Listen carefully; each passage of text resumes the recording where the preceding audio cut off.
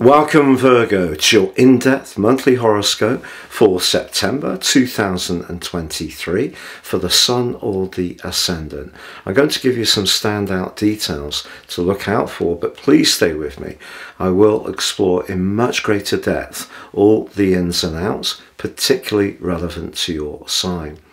Now, of course, we have to be mindful of your ruler, Mercury, which starts this month in retrograde in Virgo, but it does go direct on the 15th. And the 15th is really potentially a really special day for you, because then there is also a new moon in Virgo, which angles to the charismatic and sometimes disruptive energies of Uranus. But I think if you're wanting to start something fresh or to inject an ongoing strand with a blast of enthusiasm, that's a really key moment that I can't wait to share with you.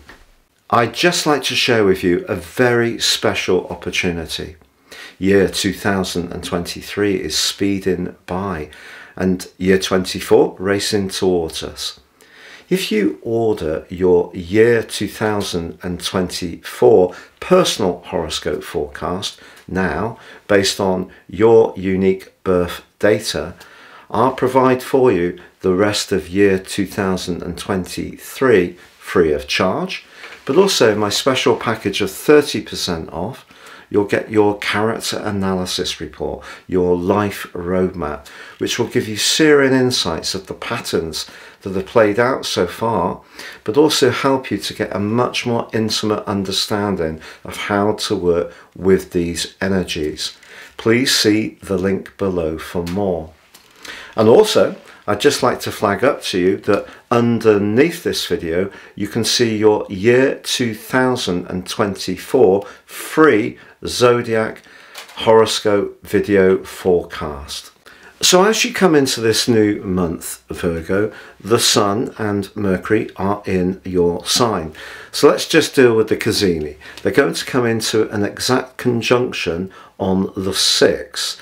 But the key here is, because Mercury at this stage is in retrograde, as it has been since the 23rd of August, it's this side of the Sun as we view it from planet Earth. So it's called an inferior conjunction.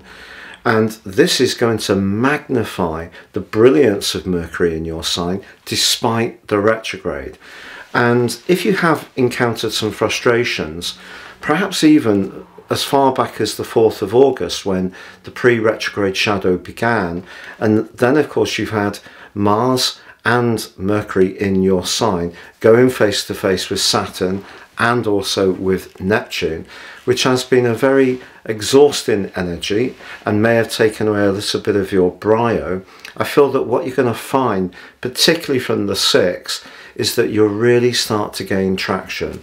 If you have tried some things that haven't worked out, be philosophical about it, because from that mid-month moment, you really have an opportunity to springboard forwards in a very exciting way.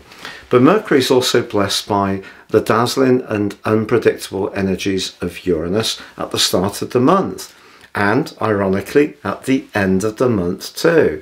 So Uranus is very influential to you this month. So let's just have a little bit of a dive into Uranus, the planet of higher truth, the planet of freedom, the planet of restlessness, but it's in house 9. That's very much about adventure, freedom, but also wanting to express your higher truth. So it's quite a philosophical position. Now, in the same sector, you have Jupiter, the planet of growth. Now, Jupiter is going to go into a retrograde on the 4th, which will last through to the end of the year. So despite Uranus working its magic to Mercury and also the new moon at the middle of the month and at the end of the month to Mercury, you've got another influence in that expansive area, and Jupiter is obviously very much linked to the 9th house, which is slowing down. Don't see this as a negative, see it as an opportunity to modify some of your approach, because Uranus can be short stabs of energy that don't then get sustained. Jupiter in Taurus actually is a slower, more thoughtful influence than perhaps in any other part of its journey.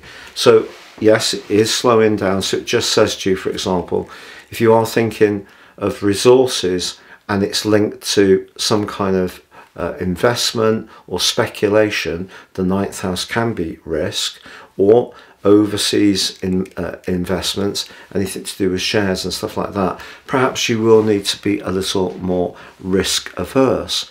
But Uranus is still saying to you that taking a fresh approach to situations can be good for you as long as you feel at the heart of things. One of the things that's really challenged you over the last 2 or 3 months is there's been so much energy in your 12th house, which I feel has split your attention. You've been thinking a lot about relationships, and part of that, of course, has been the fact that Venus has been in retrograde since the 23rd of July. Now that comes to an end on the 4th of this month.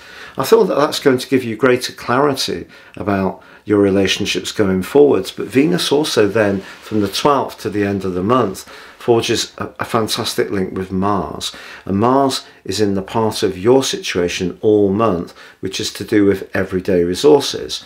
So if you're someone who wants to perhaps invest in your flair, artistry and skills in a more creative way, Mars is there to help you to push forwards and be a little bit more uncompromising when it comes to the money.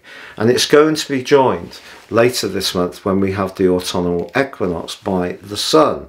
But before then, we have an angle between the Sun and Pluto from the 18th through to the 23rd, a trine.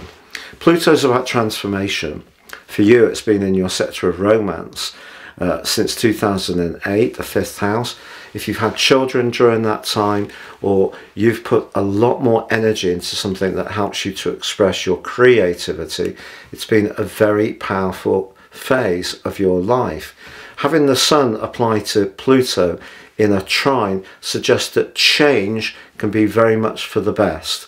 It could be that you're doing something that's more external in your life, or the changes could be going on deep within you. But Pluto, of course, can at times be very challenging, but this is an opportunity to be open to fresh ways of doing things. So you can see with the Uranus energy and with the Pluto energy, and the fact that you have the Sun and Mercury in your sign, particularly from the heart of the month when Mercury goes direct, there's a big opportunity here, Virgo, to take a much firmer grip on your life direction, because I think there's been a lot of sensitivity, psychological sensitivity, the last 2 or 3 months for you. And of course, with Saturn in your opposite sign, along with Neptune, that has meant there's been some resistance around some relationships, the combination of all those energies. Which brings us to the autumnal equinox. The Sun makes its way into its 3rd cardinal quadrant on the 25th, which in the sign of Libra, very much about relating, fairness, trying to find that balance in our lives. But for you, it's in house 2, so it's the foundations, your self-worth, everyday money. Because Mars is already waiting and has been prime in this area, if you're wanting to convert those ideas of earlier in the month to something more tangible, you could see some financial improvements. But the full moon, which occurs on the 29th, also could see some costs come up, or you could encounter somebody who sees your financial situation in a different way to you. The 2nd house is about our everyday finances and about how we spend money, you know, at the shops and so forth, our costs. Whereas the 8th house, where the full moon is, that's our direction of travel in our longer term future. So we've all been dealing with this financial reset, but because Venus, the planet that goes direct on the 4th, is in a right angle with Uranus on the same day as the full moon, I think something could come into the open that's very revelatory, and it may be about a relationship. So though we can talk about this full moon, the 2nd, 8th house axis in terms of resources, we can also talk about it in terms of intimacy, in terms of devotion, in terms of how much we're connected to someone who really gets what we're putting in, and we appreciate what they're putting into our situation. But because Venus is in the 12th house and Uranus is in that part of your situation to do with higher truths, something could still come out which gives you more understanding of an involvement, whether it's a friendship, a family matter, a colleague, a professional connection, or in a love relationship. Now Mercury comes out of the post-retrograde shadow as the month comes to a close, which is definitely something to really appreciate. And I would say, to summarise your month, this is a month when you have a glorious opportunity to take charge. There is still potentially some things to clear up around the relationship sector, but I feel that if you have had some ideas that have been held back, not really moving forwards, I think August was a particularly frustrating month. I think you can get much more on the front foot this month, but also some things may make way, and you may adopt new things as Mercury connects back with Uranus as the month ends, which just suddenly feel right.